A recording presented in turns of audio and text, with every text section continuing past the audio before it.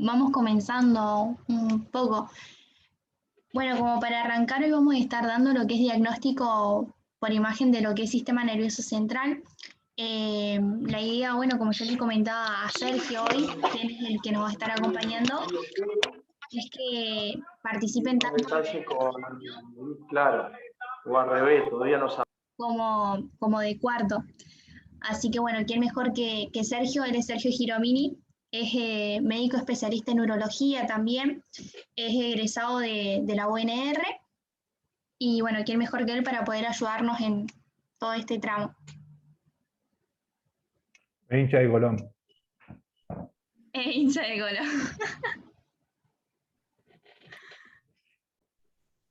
Bueno, ¿se escucha bien? Sí, se escucha perfecto. Sí.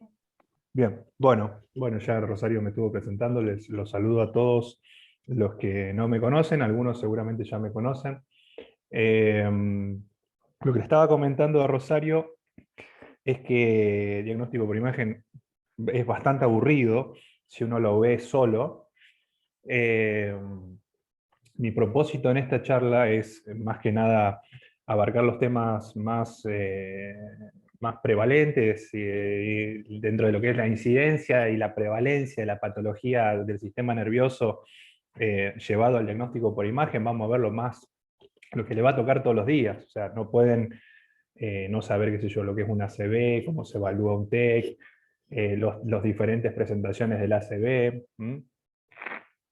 Digamos, llevar la parte más habitual de la consulta, llevarla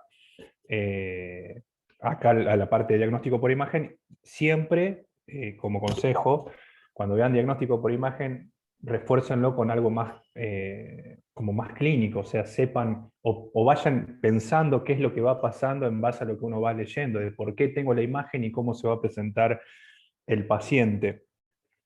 De eso, digamos, vamos a dar la charla hoy y bueno, espero que no les resulte aburrido. Bueno, ¿ya puedo empezar a compartir la pantalla, Ro? Sí, ahí ya lo tenés permitido. Para que... Dame un cachito, ¿no? Bien. Bueno, a ver. Bien, ¿se ve ahí? Sí, ahí se ve. Bueno, bárbaro. Bueno, vamos a arrancar. No va a ser una charla muy larga ni creo que muy tediosa. Después cualquier cosa me comentan a ver qué les pareció. Bueno, vamos a arrancar con sistema nervioso. Esta es mi red social que yo utilizo, perdón, la red social que yo utilizo para estar en contacto con los chicos. Después si quieren me pueden seguir, nos seguimos, hablamos, me preguntan cosas, está todo bien. Bueno, vamos a ver para qué voy a poner el puntero. Bueno, estamos entonces para arrancar. Alguien tiene el micrófono prendido. Bueno, ¿podemos arrancar entonces, Ro? Sí. Listo, bueno, perfecto. Arrancamos entonces. Bueno, chicos, sé que hay gente de tercero y de cuarto año.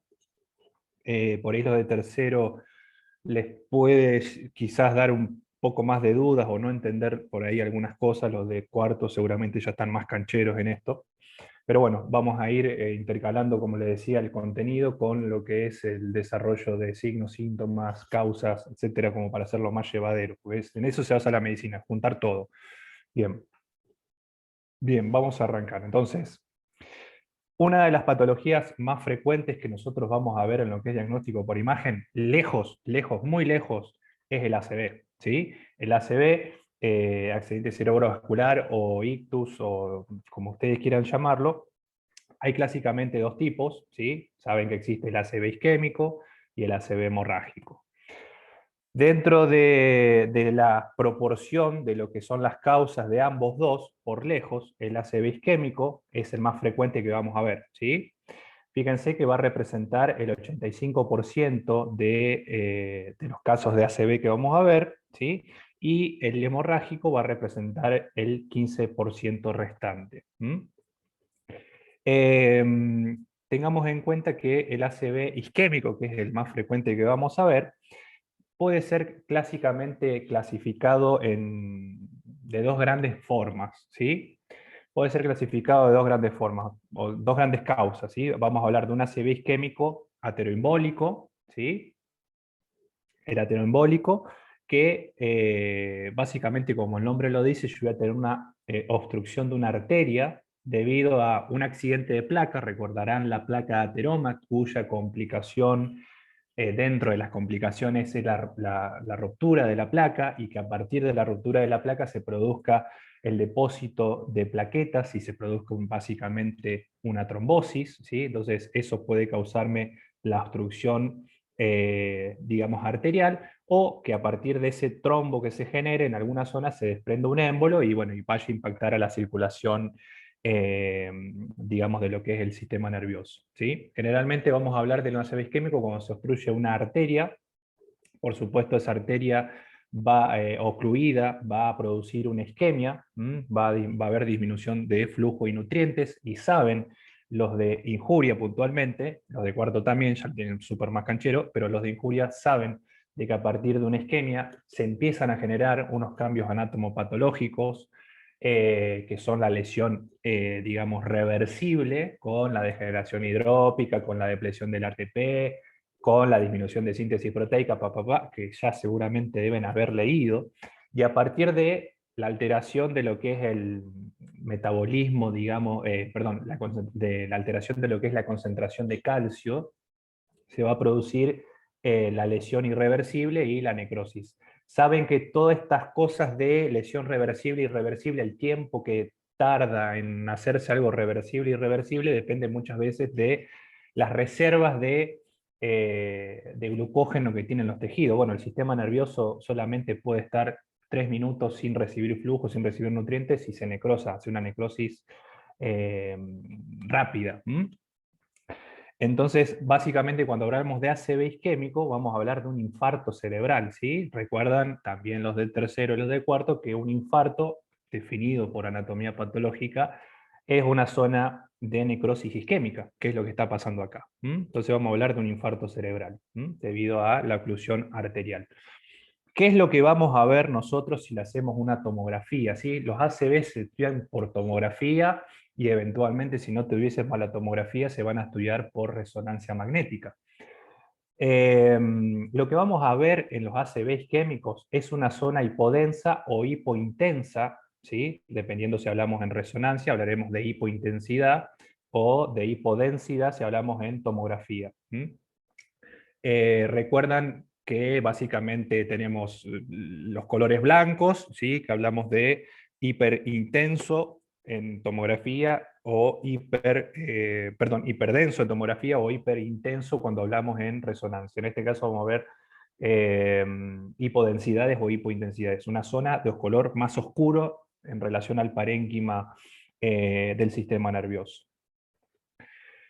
Tengamos en cuenta también que la mayoría de veces cuando tenemos un ACV de tipo isquémico, un infarto cerebral, la arteria que se nos va a tapar, ¿sí? Que se va a ocluir, es la arteria cerebral media, ¿sí? Por lejos es la que generalmente se ocluye. Y dentro de los signos que nosotros podemos llegar a observar, existen algunos signos, son más teóricos por ahí estos signos, no sé si los van a llegar a ver alguna vez, son signos tempranos de ACV, donde tenemos lo que se denomina una hiperdensidad de la arteria cerebral media, básicamente por la oclusión, por la trombosis. Cuando yo digo hiperdensidad, hacemos referencia a que la arteria cerebral media se va a ver más blanca, ¿sí? Hiperdensidad de la cerebral media.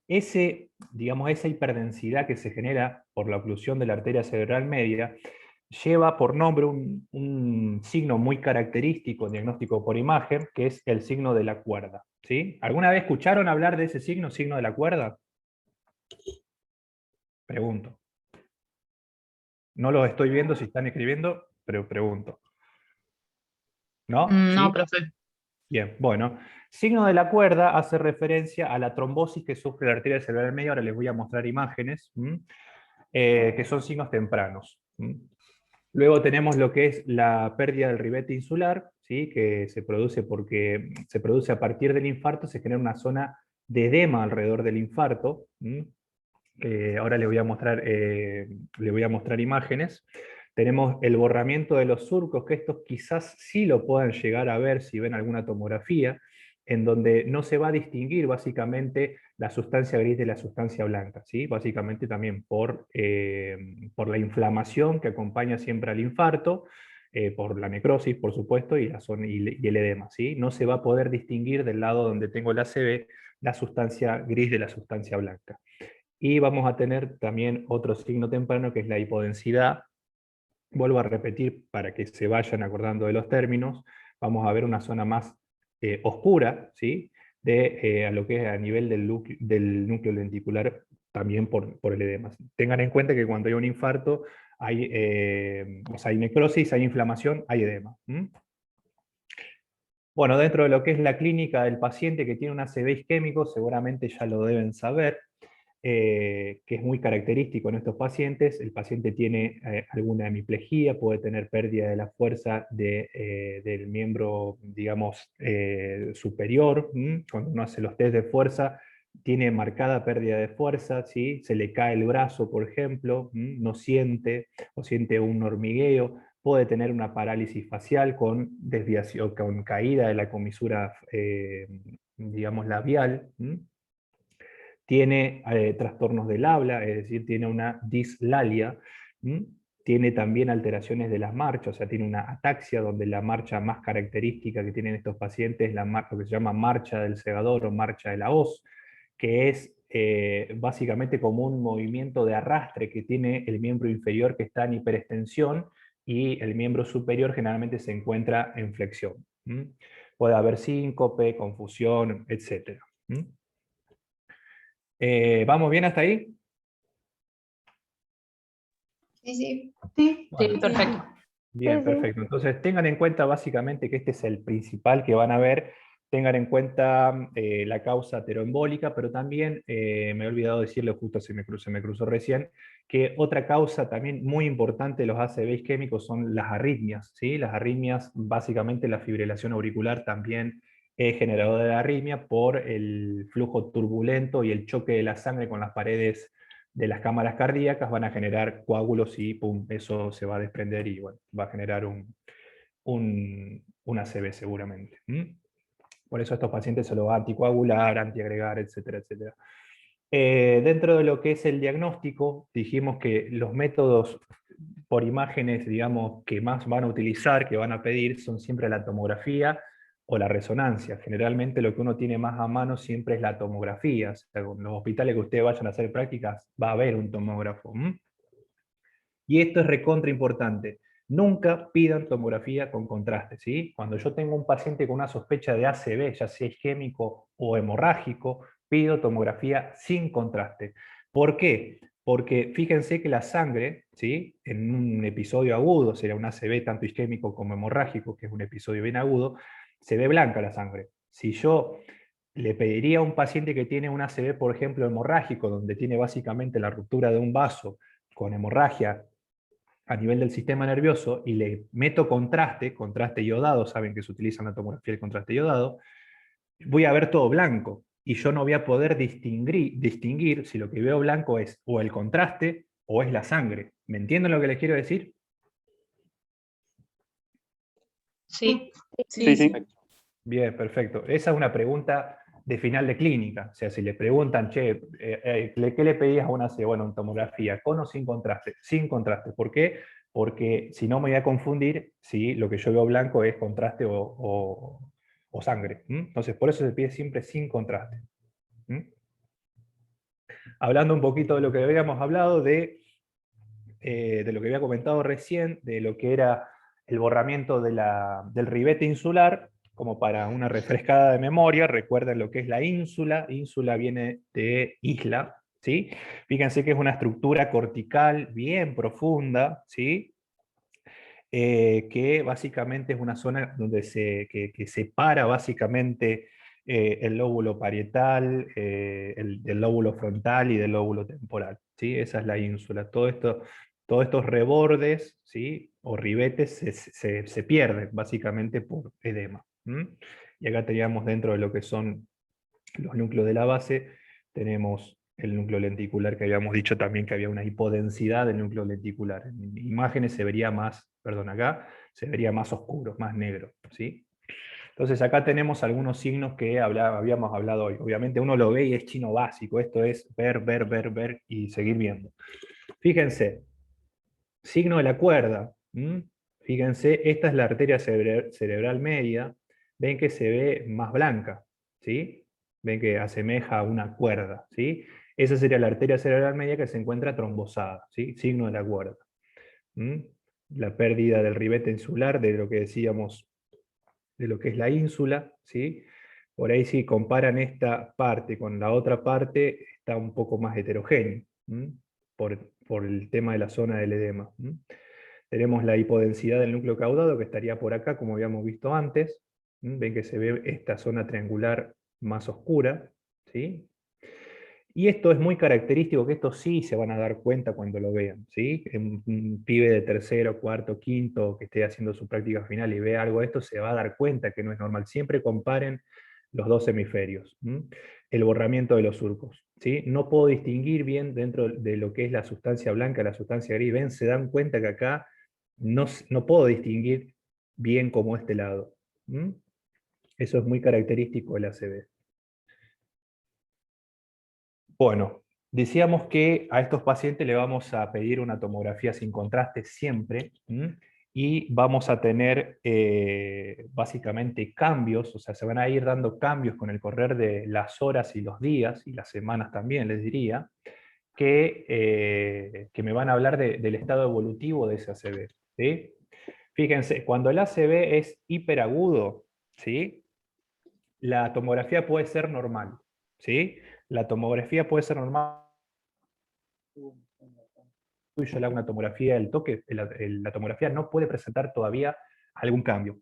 Pero tengan en cuenta siempre que la clínica es soberana. Si yo tengo un paciente con sospecha de ACV y la tomografía normal no, digamos, no me descarta el diagnóstico, ¿se entiende? Tengo que seguir controlándolo en el tiempo y quizás hacerle una nueva tomografía con el correr de las horas o los días. Fíjense que cuando la ACV ya es agudo, que sería entre las 6 y las 72 horas, voy a ver una hiperdensidad, o sea, la zona, digamos, infartada va a estar más hiperdensa, va a estar más blanca en relación al parénquima. Cuando hablamos de un ACV subagudo en fase temprana, ya sea temprana o tardía, fíjense entre 72 horas a una semana, y la tardía entre una semana o un mes, se va a hacer isodenso. Recuerden que lo isodenso hace referencia a lo gris generalmente. Hiperdenso decíamos que era blanco, hipodenso negro, y lo del medio es gris, ¿sí? Isodenso. Cuando es crónico, o sea, cuando ya pasaron meses a años del ACV, vamos a ver una hipodensidad, vamos a ver la zona infartada más oscura que el resto del parénquima, que es lo residual del ACV. Fíjense esta imagen. Si ustedes ven esta imagen, ¿cuál va a ser la zona infartada? Todo esto. Toda esta zona amplia es la zona del infarto. Ven que se ve más hipodenso en relación al parénquima, ven que se ve más oscuro, un gris oscuro. Esa es la zona de necrosis, ¿sí? De necrosis isquémica, la zona infartada. Bien, vamos al otro tipo de ACV. ¿Hasta acá vamos bien? Les voy a preguntar 20 veces si están bien. Una pregunta. Sí. ¿Por qué, o sea, a medida que va progresando el tiempo, desde el episodio de la ACV, por qué cambia el color de la tomografía? O sea, ¿qué cambios a nivel estructural del componente de la isquemia hace que se vuelva negro cuando antes era blanco? Claro, en realidad pasa que cuando vos tenés el proceso bien agudo, acordate que, como le había explicado antes, los cambios generalmente que se dan en la fase aguda bien temprana se producen a causa de la inflamación. Entonces, cuando esa inflamación, digamos, cuando la ACV ya deja de evolucionar y queda como en stand-by, ¿sí? También el proceso inflamatorio va a mermar. Toda la zona de edema y demás va a ir mermando y se van a ir generando luego los cambios, esto que le estaba comentando. Pero básicamente son por inflamación post-ACV, post-necrosis isquémica, ¿me entendés? Claro, ya entendí. Perfecto. Muchas gracias. No, no. Bien. Vamos al ACV hemorrágico. El ACV hemorrágico decíamos que representaba el 15%, si bien es menos frecuente, el ACV hemorrágico tiene una mortalidad altísima, a diferencia del isquémico, que es menos mortal, pero genera muchas secuelas. Vieron recién la tomografía que le mostré recién, ese paciente seguramente va a quedar o quedó muy mal. Entonces, recordemos que el ACV hemorrágico, ¿sí? Vamos a hablar como, digamos, sinónimo de derrame cerebral. Acá lo que vamos a tener, como decíamos, en el ACV hemorrágico vamos a tener la ruptura de un vaso, ¿sí? Clásicamente, ¿cuál va a ser nuestro prototipo de paciente acá? Bueno, el paciente hipertenso, ¿sí? El paciente hipertenso crónico con cifras tensionales elevadas a lo largo de mucho tiempo, que no se cuida, que no toma la medicación, ¿sí? Que no hace caso. En algún momento el vaso va a ceder ante un aumento de presión. Recuerden que la hipertensión arterial genera lo que son los daños de órgano blanco, o la enfermedad hipertensiva que se llama, genera lo que se denomina una encefalopatía hipertensiva, que es cuando yo tengo un pico de presión súbito alto, ¿sí? Y por supuesto esos vasos ceden y se produce la ruptura del vaso con sangrado. Decíamos que estos pacientes generalmente cuando tienen este tipo de ACV generalmente se mueren. Y tengan en cuenta que los líquidos, como la sangre, se van a ver blancos. Por eso vuelvo a repetir, si alguien se enganchó ahora, nunca pido una tomografía con contraste, ¿sí? Nunca pido una tomografía con contraste. Pido sin contraste justamente por esto, por la sangre, ¿sí? Bien, entonces, decíamos que la principal causa de todo esto es la hipertensión arterial no tratada o maltratada. ¿Qué es lo que vamos a ver si nosotros le hacemos una tomografía sin contraste al paciente? Una hiperdensidad, dijimos, una lesión blanca, ¿sí? Ovalada, redondeada, como ustedes quieran, que muchas veces hace efecto de masa, puede desplazar estructuras. Puede desplazar estructuras, puede desplazar la línea media, puede colapsar los ventrículos, etcétera, etcétera. Tienen muy mal pronóstico, ¿sí? Generalmente los pacientes tienen un cuadro bien súbito, con una cefalea muy intensa. Por ahí los pacientes, si te pueden referir, te dicen de que tienen la peor cefalea de su vida y hacen un síncope. Pueden convulsionar porque la sangre es muy irritante, sobre todo para el sistema nervioso, para las meninges. Y decíamos que generalmente los pacientes fallecen. Bien, fíjense lo que tenemos acá en esta tomografía. Como decíamos, vemos una hiperdensidad. ¿Cuál sería, digamos, el tema de lo que vamos a ver de sangre? Va a ser todo esto, ¿sí? Ahora, tengo la sangre, ven que está tapándome ya los ventrículos laterales. La línea media, ¿sí? Dentro de todo está bastante medial, pero hay veces que yo tengo tanta sangre que todo esto digamos, se desplaza. ¿Y qué es también lo que tengo? Fíjense alrededor de la zona de hemorragia, tengo un edema. ¿Sí? Todo este líquido gris oscuro es edema, que acompaña las lesiones. Entonces tenemos el edema, y la hemorragia y el edema perilesional. Eso es lo que van a ver característicamente en un ACV hemorrágico, una lesión hiperdensa o hiperintensa si yo haría una resonancia magnética. Bueno, vamos a hablar un poco ahora de lo que son los hematomas, ¿sí? Tanto epidural y subdural también lo van a ver, es algo bastante frecuente de ver. Cuando hablamos de hematoma epidural o subdural, la causa más común, ¿cuáles van a ser? Los traumatismos, ¿sí? Acá tenemos traumatismos como causa, ¿sí? Traumatismos o contusiones, ¿sí? Que lo vamos a llamar según el vaso que se rompa, ¿sí? Lo vamos a llamar epidural o subdural según el vaso y la localización que tengan, ¿sí? Fíjense que el hematoma de tipo epidural, como están viendo acá en la imagen, ¿sí? El sangrado es arterial. El sangrado es arterial y generalmente se producen por traumatismos importantes que son acompañados muchas veces por fractura de cráneo, ¿sí? Hay una fractura de cráneo con un hematoma acompañante, ¿sí? Acá lo que se va a romper, que ahora lo voy a poner en las diapositivas, en el hematoma epidural, que les pueden preguntar qué es lo que se rompe habitualmente, se rompe la arteria meningia media, ¿sí? La arteria meningia media es la que más se rompe, secundario a un traumatismo importante con fractura de calota ósea. Y luego tenemos el hematoma subdural. ¿Sí? El hematoma subdural, como el colorcito lo va a indicar, es un hematoma de causa más venosa, se rompe un vaso venoso. ¿Sí? Fíjense que se ubica entre lo que es la aracnoides y la dura madre. Fíjense que el otro ya está más externo, más fuera de las meninges. Este se ubica entre esas dos meninges, ¿sí? Entre la aracnoides y la dura madre. ¿Sí? Y va a tener una formita, como se ve acá, que ahora les voy a mostrar algunas imágenes, tiene una forma semilunar. ¿Sí? Tiene una forma de semiluna.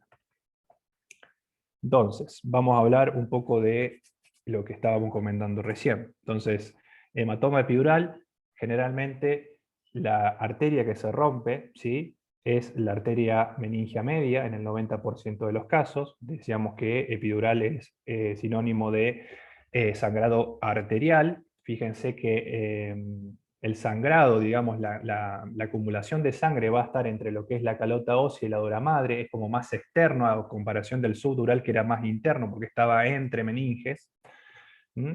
La principal causa entre el epidural y también vamos a nombrarlo en el subdural son las fracturas, ¿sí? Los traumatismos. ¿Sí? Hay un traumatismo importante que va acompañado generalmente de una fractura, decíamos. Tengan en cuenta también los pacientes anticoagulados, ¿sí? Como causa. ¿Sí? Un paciente anticoagulado se cae y se golpea, bueno, puede tener algo de esto. ¿Sí? Esto o el subdural igual. Si nosotros le hacemos una tomografía a estos pacientes, lo que vamos a ver una lesión en forma de lente biconvexa. ¿Sí? Pueden hacer efecto de masa, ¿sí? Como veíamos antes en los ACV hemorrágicos, o sea, pueden comprimir estructuras o desplazar estructuras, sobre todo lo que es la línea media, y generalmente se localizan por encima de la tienda del cerebelo, ¿sí? Localización supratentorial. Fíjense. Ven forma de lente biconvexa, ¿sí? Ahí tengo una convexidad, acá tengo otra convexidad. Eso me representa un hematoma epidural. Acá no hay fenómeno de masa. Fíjense que las estructuras del sistema nervioso están bastante respetadas, la línea media está bien, los ventrículos también están bien. Ya vamos a ver otras imágenes más graves. Vamos a hablar ahora, dijimos, del otro, del subdural. Colorcito azul porque el sangrado va a ser venoso en este caso. Decíamos que la acumulación de sangre se va a dar entre lo que es la aracnoides y la dura madre. Y la principal causa, al igual que el que vimos recién, son las fracturas y los traumatismos. Ven que tanto el epidural como subdural básicamente son por traumatismo, ¿sí? Por TEC. Bien, fíjense. A diferencia del otro que tenía una forma de lente biconvexa, este lo que tiene es una forma de semiluna. ¿Sí? Y la localización de este es supratentorial o tentorial. O en la tienda del cerebelo o por encima de la tienda. Fíjense. Acá tenemos la forma, ¿ven? Una forma de semiluna. Fíjense que este sí hace más efecto de masa que la otra imagen que vimos. Fíjense que la línea media está desplazada. Hay también desplazamiento de lo que son los ventrículos. ¿Sí? Los ventrículos laterales están desplazados. Y ahí tenemos lo que es la formita de semiluna. ¿Se entiende hasta acá? Sí, sí. Sí, Bien. sí. Bueno, vamos a hablar de lo que es la hemorragia intraparenquimatosa, que también es básicamente un ACV hemorrágico. ¿Sí? Vamos a ver una masa oval o redondeada hiperdensa por lo que es la sangre. La principal causa de la hemorragia intraparenquimatosa o ACV hemorrágico dijimos que era la hipertensión no tratada o maltratada. Y lo que va a comprometerme esta hemorragia intraparenquimatosa son los ganglios de la base. ¿Sí? Donde el ganglio generalmente más comprometido, o sea, se puede comprometer cualquiera, pero proporcionalmente hablando el putamen es el más comprometido de todos. Fíjense que estos son más importantes, son sangrados más importantes, estos hacen más efecto de masa, desplazan más las estructuras y tienen un pronóstico malísimo. Acá tenemos todo esto, como decíamos, es el sangrado. ¿Ven? La sangre como los líquidos se ven, la sangre en realidad se ve bien blanca. Si yo le pondría contraste, verían ese mismo color, pero por todo el cerebro. O sea, es un quilombo darse cuenta qué es sangre y qué es contraste. Es imposible darse cuenta. De ahí lo que le decía de no poner contraste. Fíjense que también tiene un edema, esta es una lesión por ahí un poco más difusa, esta es una lesión mucho más importante con todo un edema alrededor. Fíjense que estas lesiones vasculares se acompañan de edema generalmente, hacen efecto de masa, desplazan estructuras, ¿sí? Colapsan los ventrículos. Bien, vamos a hablar de otra forma que también se puede presentar, o digamos que es una forma de ACV, básicamente, que es la hemorragia subaracnoidea. Esta también la van a ver, ¿sí? Esta se ve bastante. Yo siempre por ahí cuando hablo de este tema, con mis alumnos les cuento en base a cuando uno va haciendo guardia, las veces que pudo haber visto esta entidad. Una vez me acuerdo que me llega un pibe joven, de 22, 23 años a la guardia, en una silla de ruedas que lo llevaron los familiares agarrándose la cabeza, ¿sí? Agarrándose la cabeza y con los ojos cerrados. Me acuerdo que fue la Copa América pasada, cuando Argentina jugó con Paraguay, me acuerdo patente.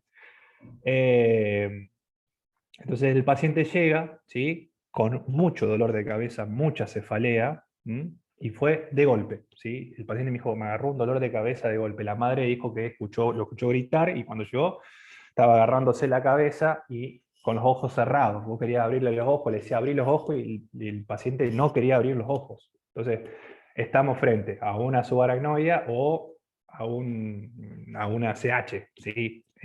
Obviamente, fíjense lo polar que puede ser la consulta en ese caso. ¿Y por qué pasa generalmente todo esto? Porque lo que va a pasar en la hemorragia subaracnoidea es justamente que se vuelca sangre, se rompe un vaso y se vuelca sangre al espacio subaracnoideo.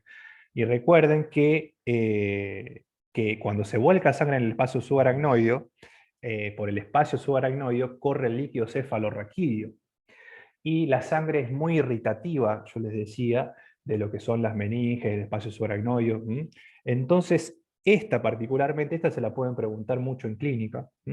Esta se presenta como un síndrome meningio, ¿sí? Eso no se pueden olvidar. Si ustedes están hablando de una meningitis, el docente les pregunta, bueno, ¿con qué te lo podés confundir? Con una hemorragia subaracnoidea, porque el cuadro es igual, ¿sí? Saben cómo se presenta una meningitis, ¿verdad? Sobre todo los de cuarto lo deben manejar quizás. No sé, pregunto, ¿alguien sabe cómo se presenta una meningitis? Sí. ¿Cómo se presenta una meningitis? ¿Cómo vendría el paciente? Cefalea, rigidez nucal. Perfecto, sí, cefalea, rigidez nucal. ¿Qué más? Fotofobia. Bien, fotofobia. De ahí es que el paciente no quería abrir los ojos. El paciente no quería abrir los ojos. Tienen vómito y ni siquiera tienen náuseas, ¿sí? Tienen vómito en chorro por el aumento de la presión endocraniana, ¿sí? Todo como me lo describieron, así vino el pibe. El pibe vino agarrándose la cabeza con un fuerte dolor de cabeza súbito, con fotofobia, con rigidez de nuca. Obviamente no tenía fiebre. Entonces con mi compañera dijimos, o es una hemorragia subaracnoidea o está haciendo una simulación. Bueno, ya después van a ver qué es lo que va haciendo uno, pero agarramos, lo derivamos. La médica que nos tomó la derivación pensaba, nos dijo literalmente, ¿cómo me van a mandar esto? La mandamos y al otro día me llama mi compañera y me dijo que tenía una subaracnoidea el pibe. Así que lo mandaron a hacer una embolización y demás. Pero fíjense que el cuadro, digamos, es tan polar como decirle una CH o una subaracnoidea. Entonces, decíamos que esta, ¿sí? Básicamente se caracteriza, como dice acá, por un volcado de sangre al espacio subaracnoideo, que de acá, digamos, en el espacio este, es donde circula el líquido cefalorraquídeo. Hay una gran irritación de lo que son las meninges, de ahí es donde da el síndrome meningio, con toda la clínica igual que una meningitis, igual, igual, igual. Dentro de las causas, ¿sí? Tenemos la ruptura de aneurismas. Esto es muy característico, la ruptura aneurismática en pacientes jóvenes. Ustedes van a ver un paciente, como yo les decía, de 22 a 23 años que tiene esa típica clínica. Se le rompe el aneurisma. Un compañero de residencia también tuvo una de estas por ruptura de aneurisma. Son aneurismas generalmente congénitos, que es lo que tiene el paciente. Pueden ser también secundarios a malformaciones arteriovenosas, traumatismo, ¿sí? Pacientes anticoagulados. pero generalmente se debe a rotura de aneurismas. Y esos aneurismas son congénitos. Entonces, ¿qué es lo que vamos a ver? Fíjense, esta también se van a dar cuenta de que es una subaracnoidea muchas veces, porque lo que vamos a tener va a ser una hiperdensidad, ¿sí? Que básicamente va a seguir la forma de los pliegues, ¿sí? ¿Mm? Fíjense. Ahora les voy a mostrar una imagen. Dentro de otras causas de subaracnoidea tenemos las traumáticas y no traumáticas pueden ser. Decíamos, las traumáticas van a estar localizadas en el espacio subaracnoideo a nivel de lo que es la cisterna, ¿sí? entre la pía madre y la aracnoides, y las no traumáticas generalmente son por aneurismas. Las no aneurismáticas sería, por ejemplo, bueno, que sería en realidad traumática por una anticoagulación en exceso y con un mínimo trauma, ¿sí? Con un mínimo golpe. Recuerden que la cisterna, ¿sí? La cisterna es un reservorio de líquido cefalorraquídeo, que si uno, digamos, no es una sola cisterna, sino son varias, pero si uno sumaría el contenido del líquido en todas las cisternas es mayor al que maneja el sistema ventricular. Acá el paciente, cuando tiene la hemorragia subaracnoidea, donde la causa generalmente sea aneurismática o digamos, con o sin aneurisma, sería el paciente va a presentar una cefalea intensa, ¿sí? Una cefalea la más importante que tuvo en su vida, como yo les decía. Y generalmente, si son aneurismáticas, son pacientes jóvenes, si son, digamos, por otra causa que no sea aneurisma, son pacientes más añosos, ¿sí?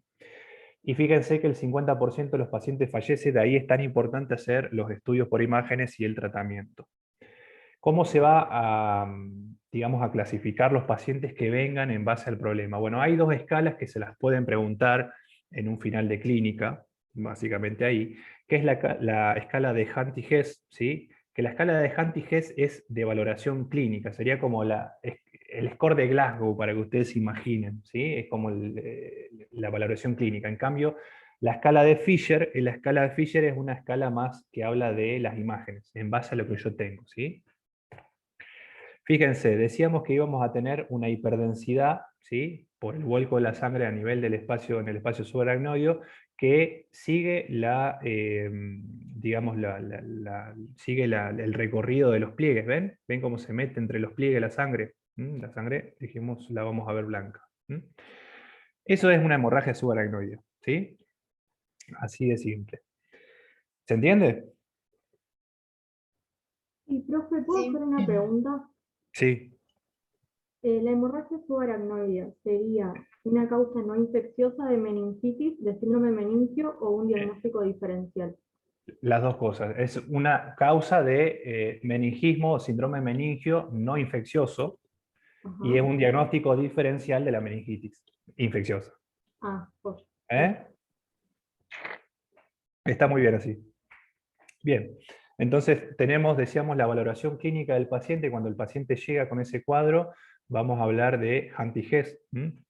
Vamos a clasificarlo en 5 grados, fíjense, desde el paciente prácticamente asintomático, que era como el paciente que vino a mi consulta esa vez que lo atendí en la guardia, ¿sí? Tiene dolor de cabeza, tiene un dolor de cabeza bastante importante, tenía una ligera rigidez de nuca. Ya cuando el cuadro se va empeorando, fíjense que el dolor se hace más fuerte, la rigidez de nuca es más importante, pero no hay déficit neurológico en el 2, ¿sí?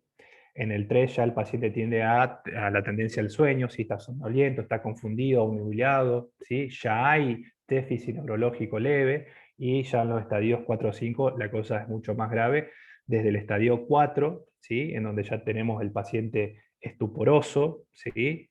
Con una hemiparesia, signos de descerebración temprana, y ya el 5.º grado, ¿sí? Es cuando el paciente tiene un coma, ¿sí? Coma profundo.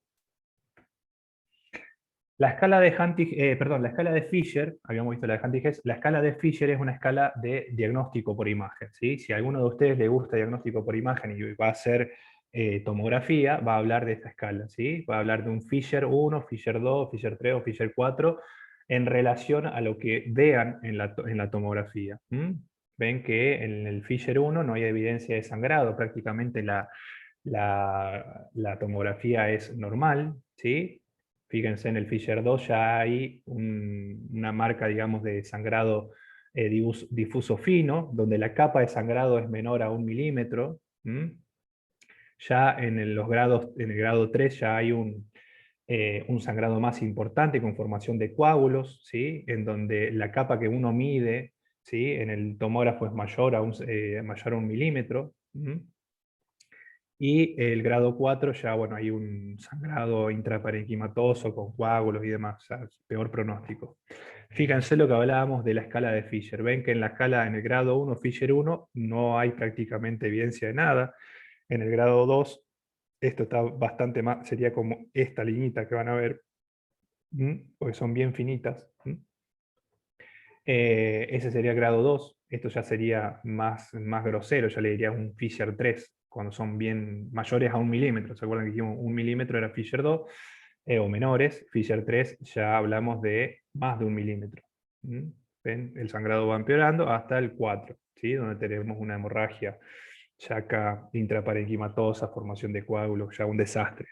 Fíjense el volcado de sangre a nivel de lo que son los ventrículos y demás.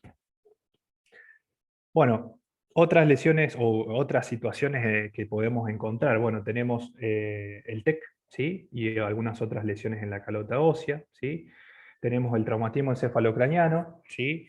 Que básicamente el TEC o puede ser una causa de hemorragia, de hipertensión endocranial, ¿sí? Que lo vamos a evaluar con la escala de Glasgow. Recuerden que la escala de Glasgow va de 3 a 15, y se empiezan a medir algunos parámetros como la apertura ocular, la respuesta verbal y la respuesta motora. Recordarán eso de injuria. Tengan en cuenta que la practicidad del Glasgow es cuando yo tengo un paciente evaluado por Glasgow con un Glasgow menos de 8, yo al paciente lo tengo que intubar, ¿sí? Para eso me sirve Glasgow dentro de lo que me sirve, ¿sí? Para ver si lo intubo o no lo intubo. Bueno, cuando un paciente tiene un TEC grave, ¿sí? Que tiene Glasgow más bajo, va a presentar complicaciones que pueden ser causa de muerte del paciente, ¿sí? Que las complicaciones básicamente van a surgir por el aumento de la presión intracraniana, ¿sí? Porque básicamente cuando se produce aumento de la presión intracraniana hay un gran edema, ¿sí? Va a haber un gran edema y eso va a colapsarme todas las estructuras del sistema nervioso.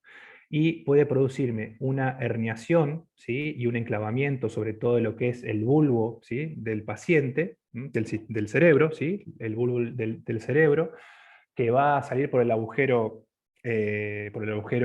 occipital, y eso va a producirme básicamente la muerte del paciente, porque recuerden que a nivel del bulbo se controla la respiración, se controla lo que es ¿cómo es? La actividad cardíaca y demás, ¿sí? Por eso van a ver que estos pacientes generalmente cuando tienen un TEC grave con aumento de la presión intracraniana tienen que agarrar y sacarle un pedacito de calota para tratar de descomprimir y de bajar la presión. Si no, el paciente se enclava y se muere, ¿sí? No hay otra, ¿sí? Luego tenemos lesiones osteolíticas, ¿sí? Lesiones de estructuras de hueso que pueden ser producidas por infecciones, ¿sí? Como una osteomielitis. Es raro que nosotros tengamos una osteomielitis a nivel del sistema nervioso, o más frecuente que sí pueden llegar a haber lesiones osteolíticas oncológicas, donde la lesión más característica de lo que es la calota ósea lo da el mieloma múltiple, ¿sí? Un tumor maligno de la sangre de los plasmocitos, ¿sí? Bueno, acá tenemos la escala de Glasgow, que ya seguramente la conocen todos, ¿sí? Apertura ocular, respuesta verbal y respuesta motora. A cada uno de estos, depende de lo que yo evalúo, le doy un puntaje. El puntaje máximo es 15, el puntaje mínimo es 3, ¿sí? Uno de cada uno. Y decíamos que cuando el paciente tiene menos de 8, lo tengo que intubar, ¿sí? De 7 para abajo lo tengo que intubar, tiene criterio de intubación. Entonces hablábamos de traumatismos, fíjense acá la fractura que tiene. Acá también tenemos otra fractura más importante, ya empieza a haber desplazamiento o compresión de lo que son las estructuras o el parénquima del sistema nervioso. Y acá tenemos las famosas lesiones osteolíticas en saca bocado, son patognomónicas del mieloma múltiple, ¿sí? Acá lo que tenemos es una patología, una gamapatía monoclonal maligna, en donde tenemos formación de anticuerpos de tipo IgG aberrantes, ¿sí? Por plasmocitos, ¿sí? Es una enfermedad maligna. Un pronóstico malísimo tiene el mieloma múltiple. Esta es la lesión de saca bocado. Bueno, ya para ir terminando, ¿sí? Tenemos lo que son los tumores, los quistes y los nódulos, ¿sí? Fíjense las lesiones por ahí quísticas, ¿sí? Podemos tener quistes de esta manera, donde tenemos la lesión quística rodeada por un anillo, ¿sí? Un anillo más claro, más hiperdenso. Recuerden que las lesiones quísticas en el sistema nervioso muchas veces ocurren en pacientes más que nada con tendencia a la inmunodepresión, en los pacientes con VIH, SIDA, o tratados con corticoides, donde podemos encontrar, por ejemplo, lesiones quísticas por toxoplasmosis cerebral, ¿sí? O por neurocisticercosis, ¿sí? Que es por una larva de la tenia. En cambio, cuando tenemos una lesión, fíjense, tumoral, fíjense que las lesiones tumorales, como toda lesión tumoral, ya tiene bordes, no tiene bordes definidos, como si por ahí tienen estas lesiones, ¿sí? Bordes más difusos, ¿sí? Más irregulares, ¿sí? Fíjense que la lesión se acompaña de un edema importante, ¿sí? Que también me tiende a colapsar estructuras y demás. Y también podemos encontrar metástasis cerebrales, ¿sí? Muchos tumores producen metástasis cerebrales. ¿Cómo vamos a encontrar la metástasis cerebral? Generalmente son múltiples metástasis cerebrales, que son más, como ven acá, más claras. Esto es una resonancia, ¿sí? Una resonancia con gadolínio. Entonces vamos a hablar, en este caso, de lesiones múltiples, hiperintensas, y ¿qué tienen alrededor estas lesiones? Edema. Como las otras. Muchas de las lesiones del sistema nervioso se van a acompañar con edema. Por ejemplo, el tumor de mama, tumor renal, se pueden acompañar con metástasis cerebrales, ¿sí? Pulmón también. Bueno, y acá tenemos otras imágenes quísticas, ¿sí? Tenemos un quiste, con contenido todo homogéneo dentro, y tenemos lo que son los abscesos, ¿sí? Una colección, fíjense en este caso, que va a ser, por ejemplo, piógena, también con una pequeña pared fina alrededor dentro de lo que es el parénquima del sistema nervioso. Siempre, como les digo siempre a los chicos, siempre tienen que cotejar por qué viene el paciente y qué es lo que yo encuentro. Bueno, y ahí con eso terminamos y los dejo tranqui.